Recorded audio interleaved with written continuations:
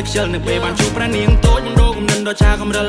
មានអារម្មណ៍ថាយើងទប់ស្គាល់គ្នាពីម្សិលថ្ងៃនេះបងនឹកដៃជីវ៉ាដើរទៅចូលតាស៊ីវិល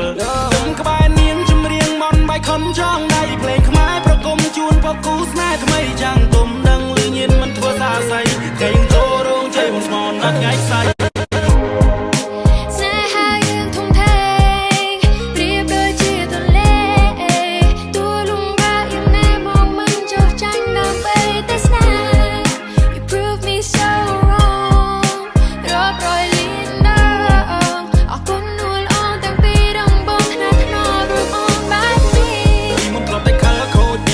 ខ្ជិលនៅពេលបានជួបប្រានាងតូចនឹងរកគំនិតដ៏ឆាកំរិល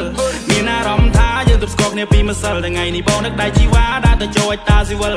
គុំក្បែរនាងចម្រៀងមន់បាយខុនចងដៃភ្លេងខ្មែរប្រគំជូនពកគូស្នេហ៍ថ្មីចាំងទុំដឹងលឺញៀនមិនធ្វើសាស័យគេងចូលរោងជ័យបងស្មនដល់ថ្ងៃស្អែក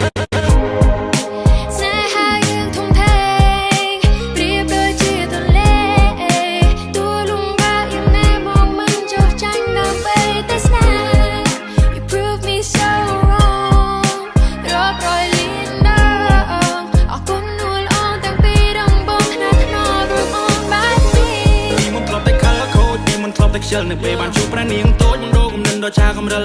មានអារម្មណ៍ថាយើងទប់ស្គាល់គ្នាពីម្សិលថ្ងៃនេះបងនឹកដៃជីវ៉ាដើរទៅចូលតាស៊ីវិលគុំក្បែរនាងចម្រៀងមន់បាយខុនចងដៃភ្លេងខ្មែរប្រគំជូនពកគូស្នេហ៍ថ្មីចាំងទុំដឹងលឺញៀនមិនធ្វើសាស័យគេងចូលរោងជ័យបងស្មនដល់ថ្ងៃស្អែក